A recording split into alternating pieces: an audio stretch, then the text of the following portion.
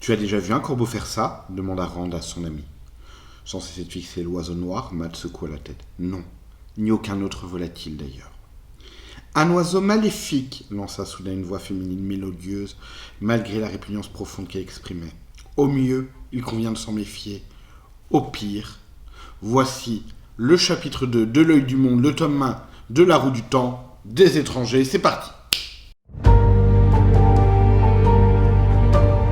Bonjour YouTube, bonjour les fans de la roue du temps, comment allez-vous? N'hésitez pas à vous abonner pour ne pas louper les vidéos. Nous sommes maintenant sur le chapitre 2 de la roue du temps. J'avais dit en conclusion de la vidéo précédente qu'on était un peu en train de s'installer dans le paysage et qu'on aurait besoin encore au moins d'un chapitre.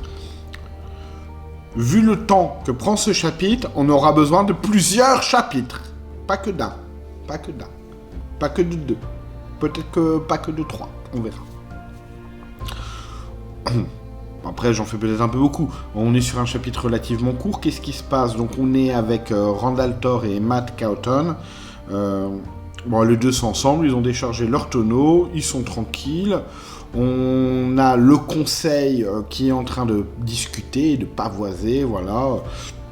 Les deux sortent. Ils croisent un petit jeune avec eux qui s'appelle Ewin.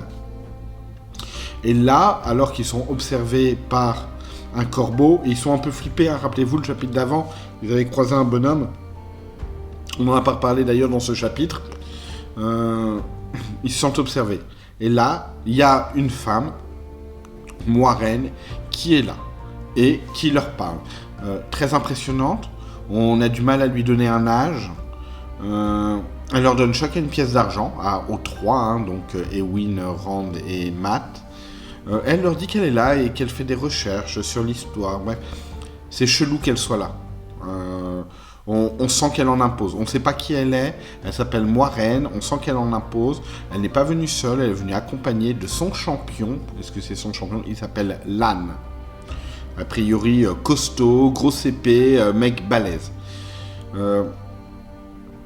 Et quand j'ai dit ça, j'ai à peu près tout dit sur ce chapitre.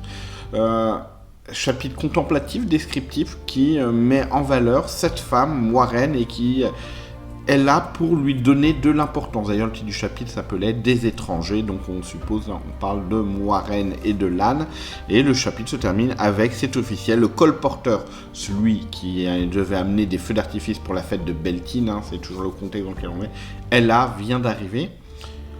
Donc on voit qu'on est dans un moment un peu étrange, donc on a ce trouvère, le troubadour, on ne l'a pas encore rencontré, hein, qui est dans le village. On a le colporteur qui vient d'arriver, qui doit nous amener du matériel, mais qui on imagine, c'est un gars qui vient de loin, va nous ramener un peu des nouvelles du monde. On a ce duo, Moiraine et son champion Lan, des corbeaux qui observent, un mec chelou qui a pu observer Rand et Matt.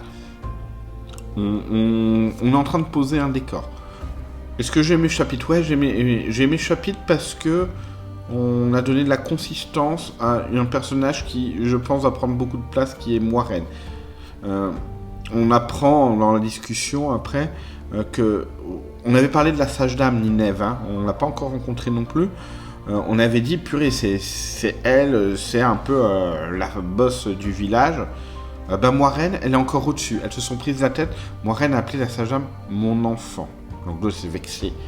Elle doit avoir un gros caractère, la Ninève, on verra ça. Mais voilà, on voit que Moiraine, elle n'a pas vraiment d'âge. On sent que c'est une sage, on sent qu'il y a de la puissance. Donc ce chapitre la met en valeur. Voilà, il sert à ça. Donc ouais, j'ai bien aimé.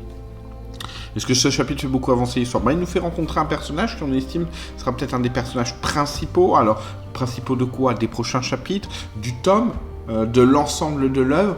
Ça, on le verra un peu plus tard, mais on sent qu'on a pris ce temps. Donc, oui, il fait un petit peu avancer parce qu'il présente ce personnage. Après, c'est à peu près tout. Hein. C'est à peu près tout.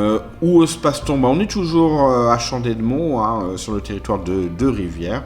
Voilà. La vidéo va pas être longue. Hein. Elle va pas être longue parce que elle en mérite pour le moment pas plus.